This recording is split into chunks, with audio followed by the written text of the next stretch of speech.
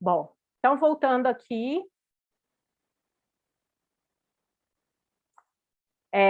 Então, o pensamento catastrófico é esse, né? O nome já diz mesmo, você pensa tudo que de pior pode acontecer, né? E sem avaliação, né? A gente sempre tem que lembrar isso, gente, não é uma coisa racional, tá? Você não vai racionalizar sobre aquele pensamento. Então, por isso que a gente, né, quando a gente vai trabalhar essas distorções cognitivas, eu sempre falo que a gente vai trazer outras possibilidades, né? Que a gente vai trazer outras alternativas, porque são verdades absolutas, tá? Então, não, é isso e acabou, tudo de ruim vai acontecer e você não pode fazer nada para mudar, tá? Eu estava tão assim, né, que numa situação normal eu poderia ter subido com a minha mãe, né, e ter perguntado junto com ela, olha, eu posso entrar? Ela não está se sentindo muito bem, né, para ajudar a fazer as compras e, né, enfim, porque eu não vejo minha mãe como idosa, mas ela é, entendeu? Mas eu estava tão no negativo que eu nem saí do carro, eu levei um livro, eu levei água, eu carreguei meu celular, eu fiz tudo para poder ficar lá, tipo, mais de 1 hora esperando, né? Então você não avalia aquilo, tá? Bom, então aqui, gente, a gente encerra aqui uns termos, né, que vocês vão ter que saber e que eu quero que vocês façam, então, né, essa associação com o vídeo do I Have a Black Dog, né? Então, as crenças, né, que são as crenças centrais de desamparo, desamor e desvalor, tá? Claro que vocês vão justificar para mim por que vocês acharam isso, né? E dessas distorções cognitivas, se vocês conseguirem identificar alguma delas no vídeo também, tá? Deixa eu anotar aqui para mandar as instruções por e-mail, né? Que é melhor, né? Só um minuto. E a Rúbia vai me lembrar também, por favor, né?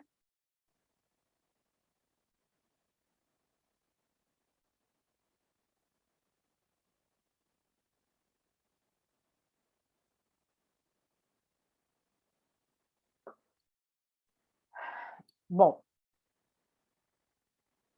agora a gente começa a falar, gente, das fases, né? Ou, melhor dizendo, da estrutura da TCC. Então, lá no comecinho, eu falei para vocês que a TCC ela tem como uma das características ser um processo psicoterápico estruturado. O que significa isso? Tá? Então, ele tem, no caso aqui, né, essas fases da psicoterapia. Eu vou falar de todas elas e depois eu vou explicar como é que isso funciona. Então, nessa primeira fase,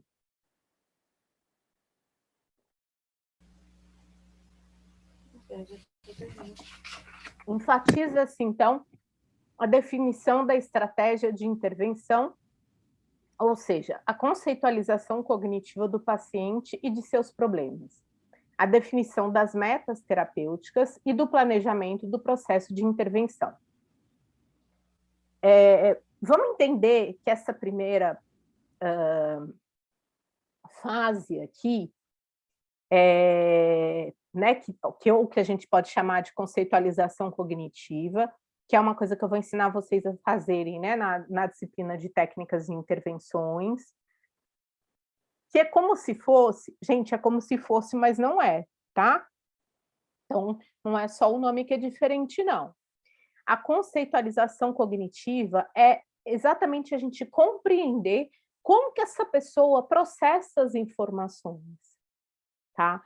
Na conceitualização, você já consegue identificar algumas crenças, né? A gente já consegue identificar os pensamentos automáticos, a gente já tá trabalhando, né, com a identificação de pensamentos, sentimentos, sensações, então, que é aquele processo de psicoeducação também, tá? Então, a conceitualização, a gente trabalha com, dentro da conceitualização, ou para se fazer a conceitualização, a gente utiliza várias técnicas também. E neste processo, a gente já vai tendo alguns resultados, tá? Porque à medida que a pessoa vai, né, que você está trabalhando, lembrando, né, que é um processo colaborativo, né, que tem a relação empática e é um processo colaborativo, né, entre psicoterapeuta e paciente ou cliente. Então, nós vamos definir essas metas, né, e esse planejamento do processo juntos, tá? Eu não vou fazer isso sozinha e impor isso para aquela pessoa, tá? Então, o que que é mais importante para você nesse momento trabalhar? O que que você gostaria, né, o que que te incomoda mais nesse momento? Onde você está tendo mais prejuízos e você gostaria, né, que a gente pudesse trabalhar nesse momento, tá? Que é aquele caso que eu já falei para vocês várias vezes em outros exemplos, que nesse processo você já vai trazendo um certo alívio para essa pessoa, não conforto no sentido de: "Ah, estou bem agora", não, mas um certo alívio para a gente poder se aprofundar em assuntos que talvez sejam um pouco mais difíceis de se lidar, tá bom? Bom, segunda fase. Na segunda fase, o terapeuta objetiva a normalização das emoções do paciente para promover a motivação do paciente para o trabalho terapêutico e sua vinculação ao processo. Nessa segunda fase aqui, por exemplo, seria uma ótima estratégia apresentar o vídeo do cachorro, tá? Porque vamos pensar, se a Organização Mundial de Saúde, né, se deu ao trabalho de montar um vídeo, né, que passou por várias avaliações, né, de cientificar esse vídeo, e trazer como uma alternativa, né, como uma estratégia para a gente usar, é porque não é só uma pessoa deprimida que se vê daquela forma. Vocês concordam? Então esse exemplo, ele serve para muitas pessoas. Então a gente pode dizer que muitas pessoas se sentem dessa forma, né, aprisionadas nesse sentimento, nessa dor, né, nessa sensação de impotência, nessa sensação de desesperança, tá? Isso é super importante, gente. Então, por exemplo, tem uma menina que eu atendo, que ela tem um transtorno ela chegou assim, falando assim para mim: que eu tenho, todos os psicólogos acabam pedindo para ir pesquisar. E aí eu já tinha atendido pessoas, né, com desrealização ou despersonalização. A desrealização é como se a pessoa tivesse se desfazendo mesmo, como se ela não se percebesse naquele corpo em que ela está. Então, por exemplo, se ela está andando na rua, é como se ela tivesse a sensação de que não é ela andando na rua, tá? Quando eu falei para ela, eu falei: "Não, você está enganada, eu posso inclusive te explicar, né, teoricamente, o que que significa isso que você está me dizendo". E aí expliquei para ela, né, a teoria, que obviamente eu já sabia, e que inclusive eu já tinha tratado pessoas dessa forma e com algumas estratégias que eu propus para ela. Nesse momento, ela já se sentiu confortável. Então ela falou assim: "Nossa, então você, agora eu encontrei alguém que entende o que é que eu estou sentindo", né, que não vai questionar, perguntar: "Ah, mas como assim você não sente que você que está andando? Né, você fica dormente, é isso?". Não é isso, né, é uma sensação mesmo de que como se você fosse, no filme, no Divertidamente, não tem aquela hora que eles vão pegar o trem, eles entram numa porta errada para cortar caminho, e aí eles se transformam lá numa arte abstrata, que eles viram formas diferentes. é isso. É como se fosse isso, tá? Na terceira fase.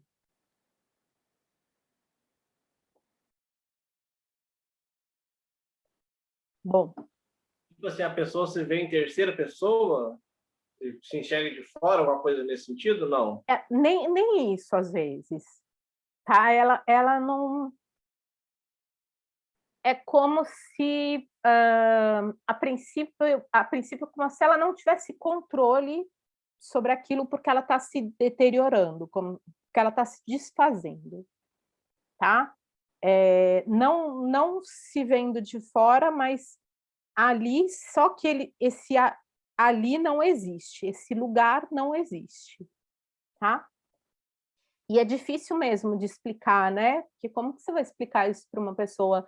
Eu achei, como eu já sempre usei muito esse filme, né, o Divertidamente, foi o primeiro exemplo que eu dei para ela, e alguém entendeu, né, porque é uma cena, né, que você pode pensar várias coisas, mas assim, não é exatamente aquilo, mas ao mesmo tempo né, porque tem um dos personagens lá, não me lembro qual que é, em algum momento ele fala, né, que ele tá, que ele não está se vendo, ele não está se percebendo ali.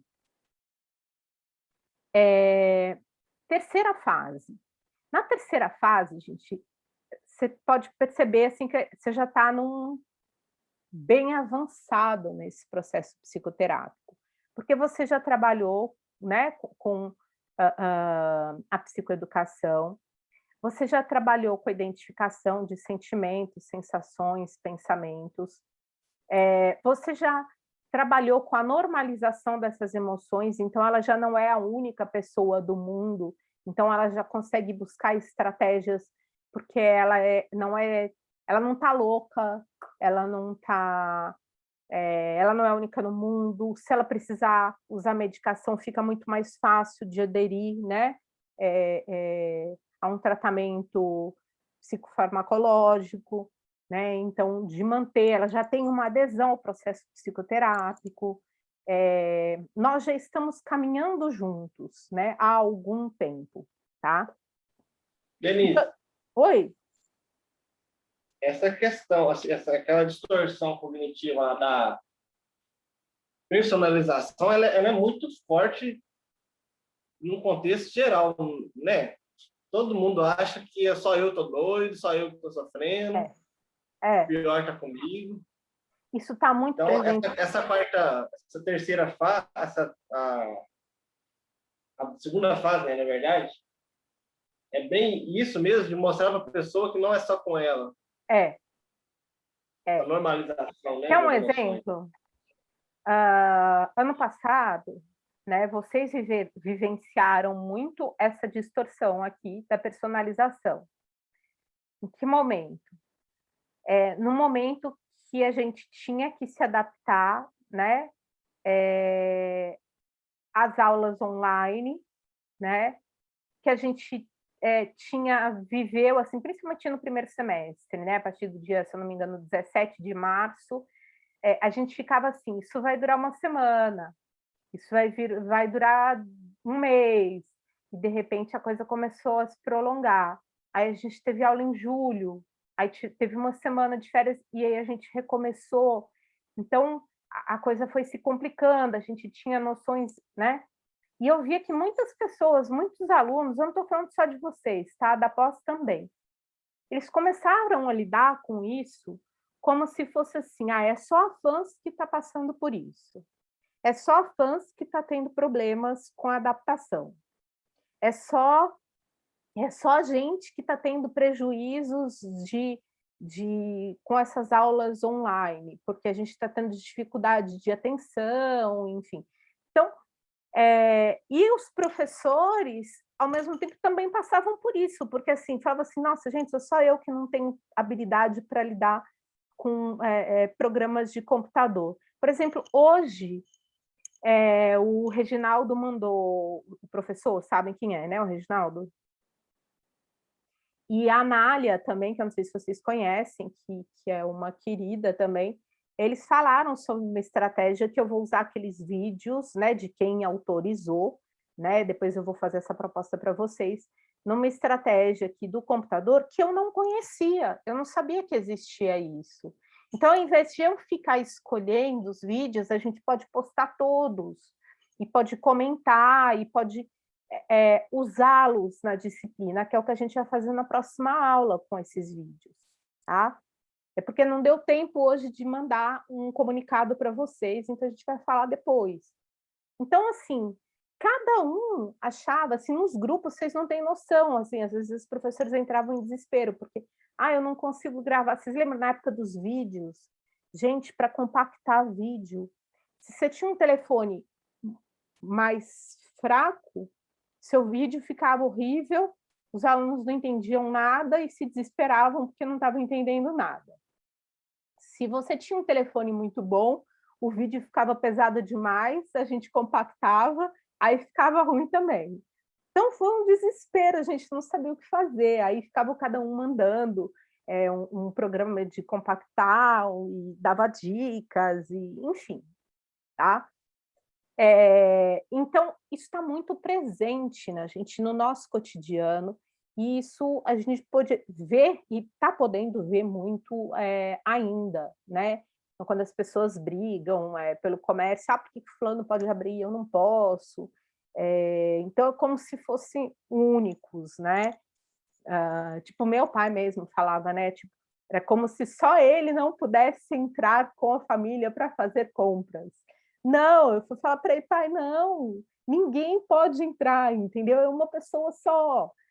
E aí eu fui com uma amiga para dizer para ele, que falou assim: "Olha, a Gabi teve que ir comprar uma outra coisa para ela poder entrar comigo, porque senão ela não poderia entrar", né.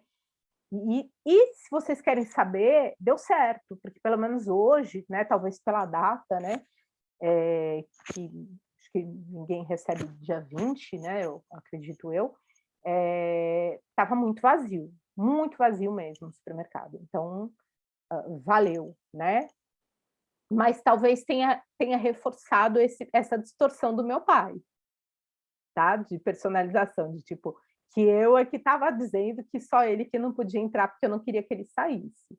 Eu não vou nem me atrever a perguntar, porque senão já viu, né. É melhor esperar que a compra vai durar bastante. Bom, então nessa terceira fase aqui, ele vai enfatizar a intervenção em nível estrutural, ou seja, o desafio das crenças e esquemas disfuncionais, objetivando promover a reestruturação cognitiva. O que seria isso, gente? Aí a gente vai tocar na ferida, tá? Então, nesse momento, a gente vai identificar, né, esses esquemas disfuncionais com mais clareza, vai trazer mais para a consciência, né, aquela consciência que eu já falei para vocês, que é da TCC, né, da pessoa saber do que ela está falando, né, de trazer a consciência mesmo, de trazer me ajudem aí, gente, com uma palavra. Estar ciente. Estar ciente. De que ela tem uma crença negativa sobre si mesma e que ela age em diversos momentos de acordo com essa crença e que isso traz prejuízos para a vida dela, tá? Isso é a reestruturação cognitiva. Então ela está ciente, né, dessas crenças e desses esquemas, né, que são desadaptativos, e aí ela vai mudar, então, já os seus comportamentos, né? Ela vai saber que se ela questionar ou invalidar essas crenças e esses esquemas, então os seus sentimentos, suas sensações físicas e seus comportamentos também vão ser modificados. Tá ok, gente, até aí? Tá. Quarta fase, onde promove-se através de várias técnicas a assimilação e generalização dos ganhos terapêuticos, bem como a prevenção de recaídas. Gente, eu considero a quarta fase como a mais difícil, primeiro porque quando a pessoa chega na terceira fase, normalmente ela já se acha capaz de generalizar tudo que ela aprendeu, tá? Todas as estratégias que ela aprendeu.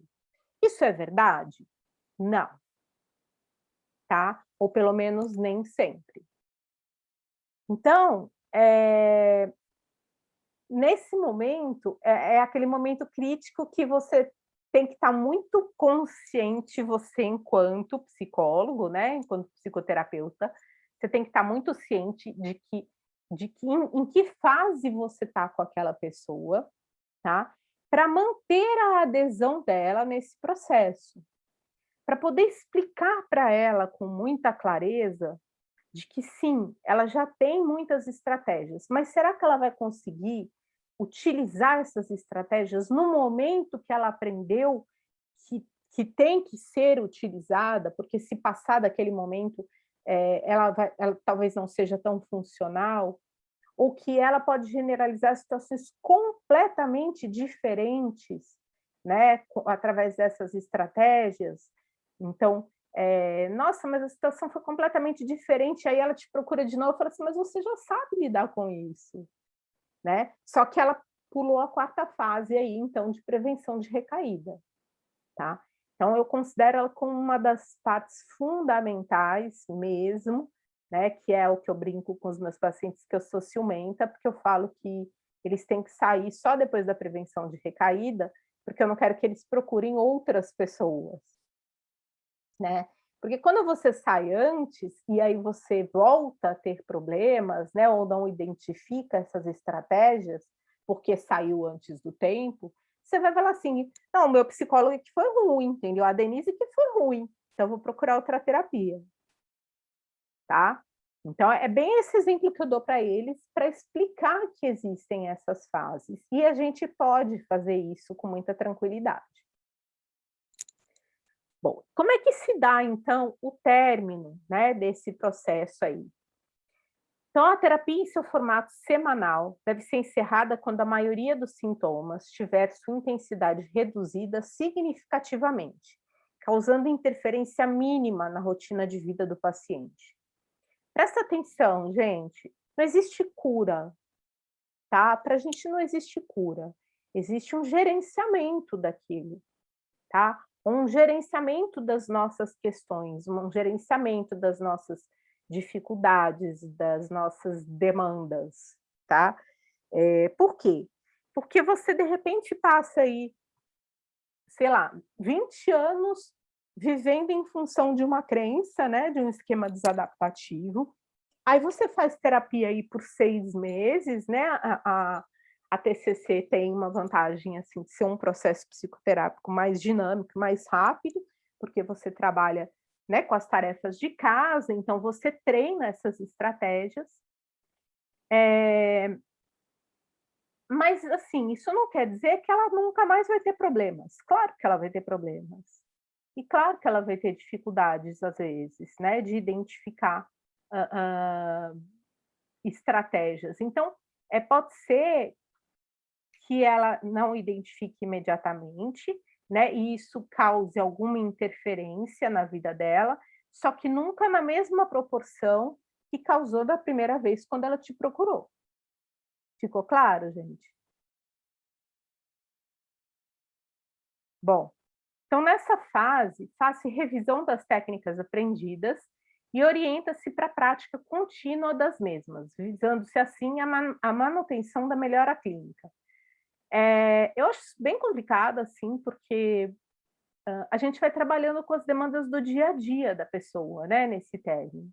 Então, às vezes, assim, você ensinou alguma técnica lá no comecinho que pode ser muito interessante para ela em algum momento da vida. A gente tem que contar com que essa técnica tenha sido bem trabalhada, bem explicada, para que mesmo que você não relembre, né, não revise essa técnica aqui nesse processo de término, a pessoa identifique por si só, né, o que foi que aconteceu naquele momento, tá bom? Bom, deve-se também atentar para as recaídas e os seus potenciais desencadeantes, ou o que a gente chama de gatilhos. Os gatilhos podem mudar, tá? Ou, às vezes, gente, a gente trabalha aquilo que a gente identificou como gatilho no início, né? Eu digo você e o seu paciente, né? Com os gatilhos que foram identificados, mas surgem outros, né? Durante a vida dela ali, que trazem tanto sofrimento quanto aquele anterior. Então, a gente tem que pensar que a pessoa tem que ter essa noção, né? Ela tem que compreender que isso pode acontecer. Não tem problema, tá? Não tem problema se você tiver um outro gatilho, porque você tem que acreditar que você vai conseguir encontrar aí, né, dentro do seu repertório, alguma estratégia para lidar com esse gatilho, com esse novo gatilho ou com o que foi percebido agora, né, nesse momento.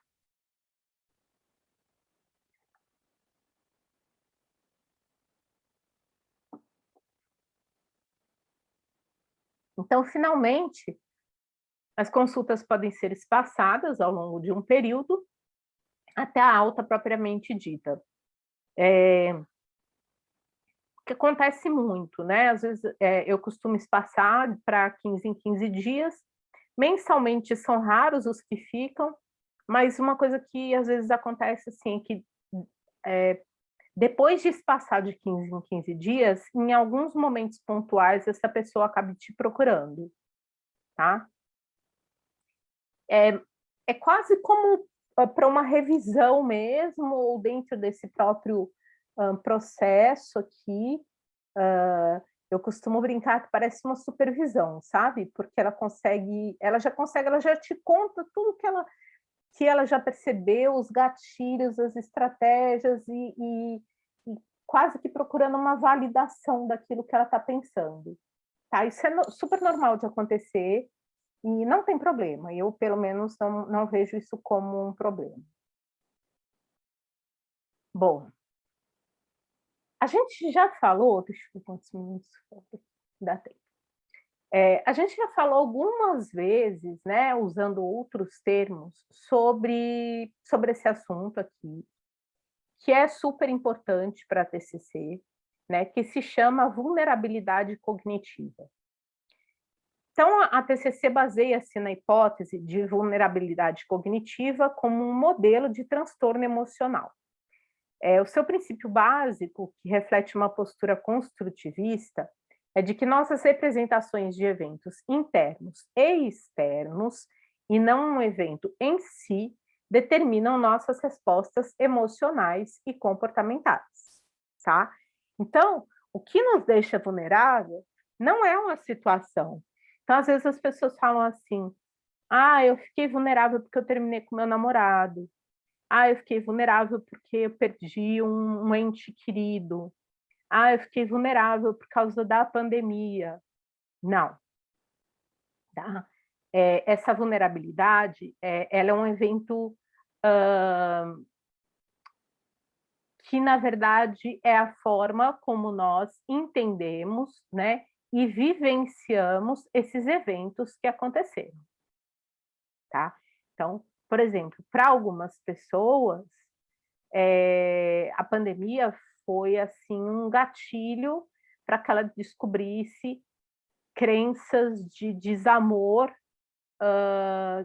né, que ela conseguia contornar, né, com as suas estratégias ali, né, com aquelas distorções cognitivas, né, com muita tranquilidade, porque não existe impedimento. Vou dar um exemplo para vocês. Tem uma pessoa que me procurou porque ainda está, né, em pânico, né, por causa da pandemia. E ao longo do processo psicoterápico, a gente descobriu uma crença muito forte de desamor. E aí ela tem toque também. E a gente falava, o toque é uma comorbidade, tá, desse estresse, né, e desse pânico. E qual era a estratégia que ela usava, né? Ela se sentia, como ela não se sentia digna, né, de ser amada, de ser querida, né, pelas outras pessoas, uma coisa que ela fazia muito era comprar coisas. Então, por exemplo, ela comprava roupas que nem eram do tamanho dela e dava de presente para sobrinhas, né. Então ela sabia que ela não ia usar, no fundo ela sabia. Ela dava coisas que nem eram do gosto dela, para tipo, ela vai gostar de mim porque eu dei alguma coisa para ela. Mas não com essa intenção, ela não estava comprando, dá para entender? É porque assim ela achava que, como ela achava que ela não era digna, né, de ser amada, talvez dando coisas e ajudando sempre, ela tinha essa sensação de que ela poderia ser, as pessoas poderiam gostar dela, tá. Então eu tenho alguma coisa para ser gostada, ainda que seja a minha ajuda financeira, tá. Eh, então essa, né, não foi a pandemia, né, o estar em casa, o estar isolada, o não poder fazer compras, né, porque nem ela mesma estava, assim, foi super difícil ela, aceitar coisas na casa dela, porque ela faz aquela higienização mega, super, hiper, enfim. Então ela, como ela perdeu muito isso e esse contato mais próximo, né, então, tipo, se ela: "Ah, eu sei que a minha sobrinha está precisando de roupa para trabalhar", ela ia lá, comprava, falava: "Ai, não serviu", e dava para a sobrinha. Como ela estava sem isso, ela continua ajudando, né, mas aí agora ela consegue identificar que ela fazia coisas, assim, mesmo sem saber se a sobrinha precisava daquilo, entendeu? Fazia simplesmente para se sentir amada, tá? Nossas cognições ou interpretações, as quais refletem formas idiosincráticas de processar informação e representar o real, constituiriam, então, a base dos transtornos emocionais, os quais seriam definidos em TCC mais propriamente como os transtornos de processamento de informação. O que é isso aqui, gente? Em resumo, eu estou falando daquelas distorções, tá? Então, as nossas interpretações, desculpa, né, que refletiam uma forma, procurando a palavra aqui, que seria um padrão, né, que representaria uma realidade para ela. Então ela sempre ia repetir isso, né, ela padronizava essas representações, né, essas interpretações das situações, e que na verdade era um erro, né, do processamento, tá? Ela não é baseada em nenhuma avaliação, em nenhuma justificativa, em nenhuma evidência. Deu para entender, gente, essa vulnerabilidade? O B está com uma cara de interrogação. A Rúbia? Câmbio, Também não Rúbia. entendi muito bem, não. Não? Eu não, Eu acho Denise, que não. Oi. eu não entendi. Eu queria saber o significado dessa palavra, idiosincráticas. Característica do comportamento. Obrigada, Patrícia. Dali, Google! Ouvi uma palavra diferente, eu não escutei mais nada que você falou, fiquei na palavra. Eu ia falar, né, gente? Mas é que eu substituí tudo isso aí por um padrão de comportamento, tá? A gente pode pensar, vamos de novo, então. O que seria, então, essa vulnerabilidade? Gente, de novo aqui vai cair. Eu vou dar um intervalo para vocês. Quanto tempo? São 8h22. 8h45? Não é muito, não? Não, é 15? Então, são 22, ué? Vamos considerar que é 37, então. 8h25. 8h40, né? 8h40. Beleza, gente. Então, até já eu explico novamente aqui a vulnerabilidade, tá bom? Dá tempo do cérebro trabalhar isso aí. Ok. Pensem nas perguntas, tá bom? Já volto.